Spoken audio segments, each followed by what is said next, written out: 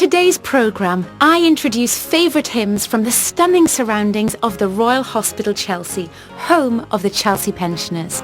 I explore Sir Christopher Wren's beautiful chapel here and meet one of the residents. Coming on a Sunday to listen to the music, the choir and the organist playing, it's a lovely, tranquil place to come. The Archbishop of Canterbury, Justin Welby, explains why his favourite hymn is so important to his journey of faith. And chart-topping country duo The Shires perform their unique take on a classic hymn.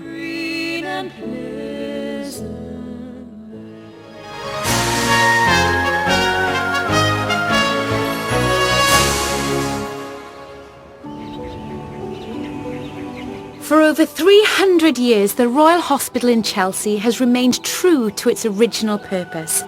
Not a hospital as we know it, but a place of hospitality, a home for army veterans, the famous Chelsea pensioners. In more recent times, it's become known as the setting of the Chelsea Flower Show, and it's a popular concert venue for music of all genres. The relationship between music and Christianity has always been a special one. The hymns and songs of the church help us understand, express and celebrate our faith. We have some wonderful music coming up as we, the Songs of Praise presenters, reveal the hymns and songs that mean the most to us. And we begin with a rousing classic that's often voted the nation's favourite.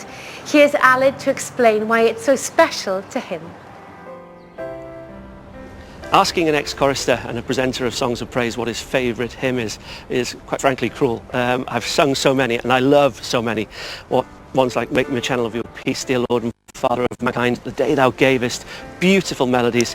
But if I went for the perfect marriage of words and music, it would be the nation's favourite hymn, How Great Thou Art. And the reason is, it's jubilant, it's uplifting, it's heartfelt. And when I sing it to end every concert, as I have done since 2001, it brings me closer to God too.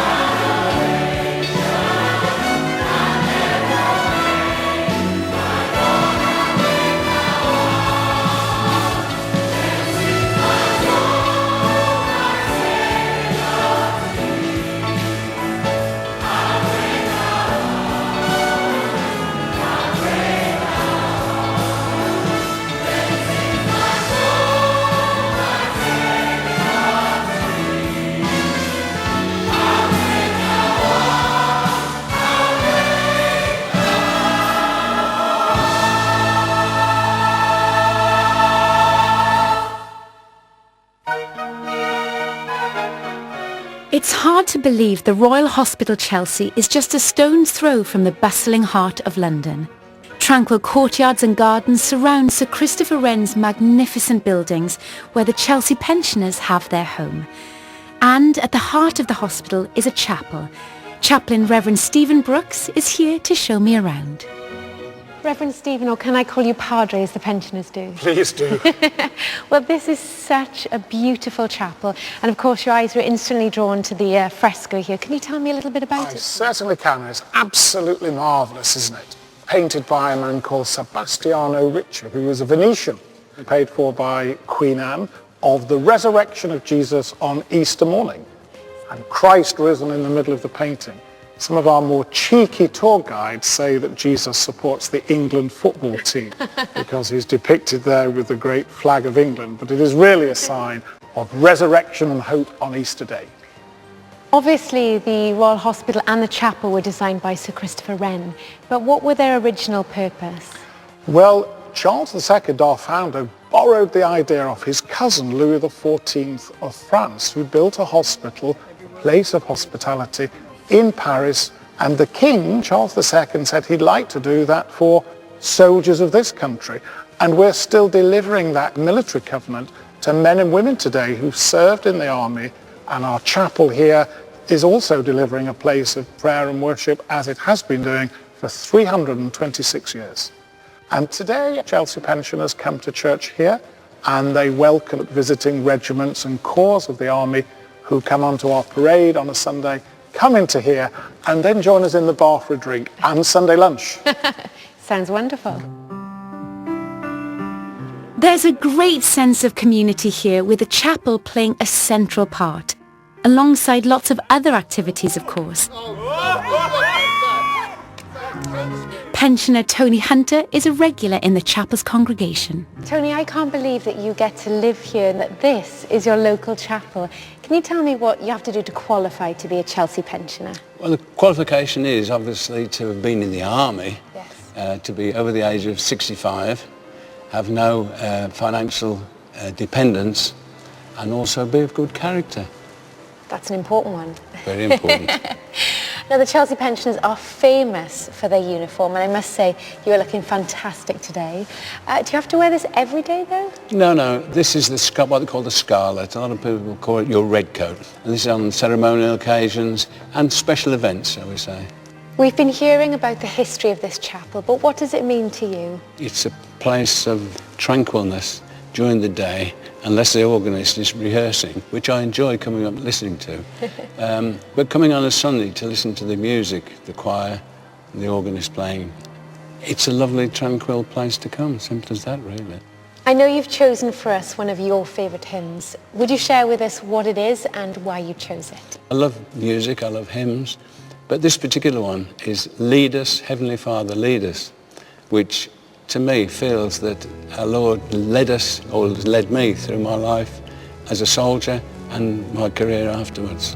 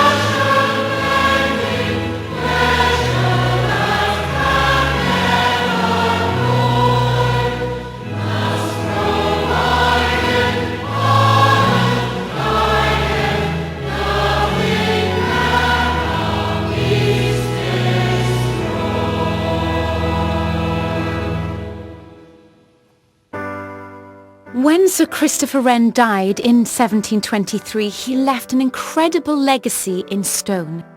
It was an exciting time in church history, with Wren's new churches being swiftly followed by new music. Just a few years later, John and Charles Wesley founded the Methodist movement, with Charles becoming one of the most prolific hymn writers in history, penning over 6,000 in his lifetime. And it's one of his first that we turn to now, and a favourite of the Archbishop of Canterbury, Justin Welby. My favourite hymn is "And Can It Be That I Should Have an Interest in My Saviour's Blood," written by Charles Wesley immediately after his discovery of God's love for him in Jesus Christ. And it was the first hymn that was sung at my first church service after I discovered the love of Jesus Christ for me and opened my heart to his love. And it's been my favourite ever since.